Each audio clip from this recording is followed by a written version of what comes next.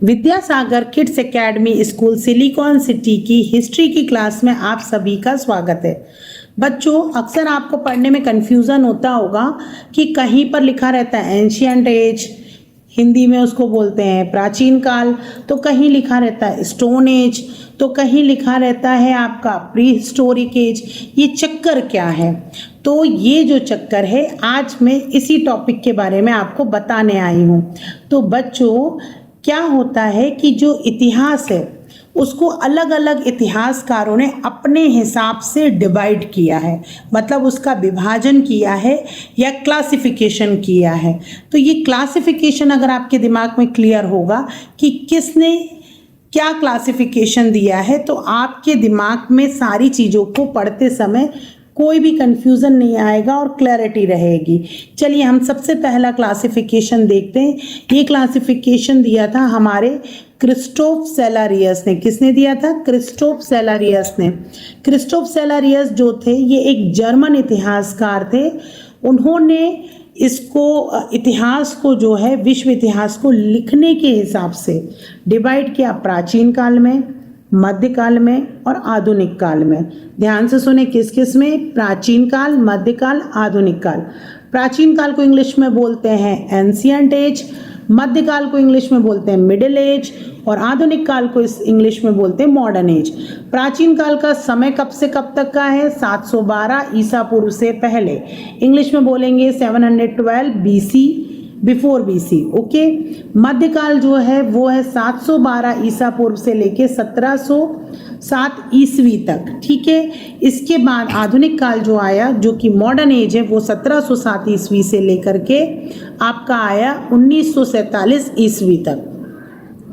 इसके अलावा दूसरा, कई जगह हम जब प्राचीन इतिहास पढ़ते हैं तो हमें पाषाण युग, कांस्य युग और लोह युग, इस प्रकार से भी विभाजन हिस्ट्री में देखने को मिलता है। तो सबसे पहली बात तो कि ये विभाजन किसने दिया? तो ये विभाजन दिया था हमारे डेनमार्क के पुरातत्वविद क्रिश्चियन जुगर्सन थॉमसन ने। आपको स्क्रीन पे दिख रहा है लिखा हुआ, किसने दिया था? डेनमार्क के पुरातत्वविद थे क्रिश्चियन जुगर्सन थॉमसन। उन्होंने जो है इतिहास को विभाजित किया पाषाण काल, कांस्य काल, कांस्य युग और लोह युग में। तो पाषाण युग, कांस्य युग और लोह युग, स्टोन एज, ब्रोंज एज और आयरन एज, इन तीनों को क्या बोला गया? त्रियुग सिद्धांत। इंग्लिश में बोलते हैं 3 एज सिस्टम। ओके। अब अगला जो विभाजन हमें देखने को मिलता है वो था लिपि लिखने के आधार पर और उसको पढ़ने के आधार पर। तो प्रागैतिहासिक काल जो था, ये जो काल था, इसको बोलते हैं हम प्री हिस्टोरिक एज। ये जो प्री हिस्टोरिक एज है, ये सृष्टि के आरंभ से लेकर 2520 तक चला। इस काल में लेखन का अभाव था, मतलब यहाँ कोई भी लेखन नहीं था। इस समय तो जो मनुष्य था ना, वो स्टोन एज में था, मतलब था स्टोन एज में, कहते पाषाण युग में था। लिपि का कोई विकास नहीं हुआ था। उसके बाद आया अधैतिहासिक काल।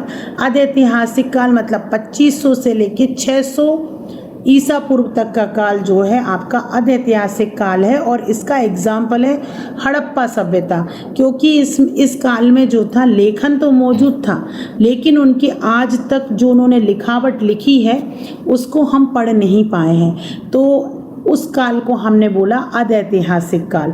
ठीक है। जिस काल में लेखन तो मौजूद था, मनुष्य सभ्य बन गया था, उसने अपनी लिपि भी विकसित कर ली थी, पर आज तक हम उस लिपि को पढ़ नहीं पाए हैं। तो इस कारण से उसको हमने रखा अधैतिहासिक काल में। और ये जो अधैतिहासिक काल है, इसका एग्जाम्पल है हड़प्पा सिविलाइजेशन। ओके। इसके बाद अगला आता है ऐतिहासिक काल।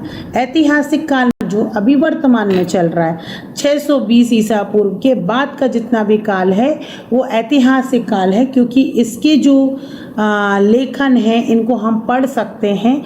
और अगर हम एग्जाम्पल में देखें तो वैदिक काल जो था, प्री वैदिक काल के बाद वाला जो आफ्टर वैदिक काल था, 2 काल में वैदिक काल डिवाइड है, जहाँ से लेखन चालू हुआ था, तो वो सारा काल जो है ऐतिहासिक काल में आता है। आप होप आप लोगों की पढ़ाई अच्छी चल रही होगी। मैं अब इसके बाद अगला टॉपिक जल्द ही लाऊंगी। और अगर आपको मेरी ये सीरीज़ अच्छी लगी तो प्लीज़ मुझे लाइक, शेयर और कमेंट ज़रूर करें। Thank you.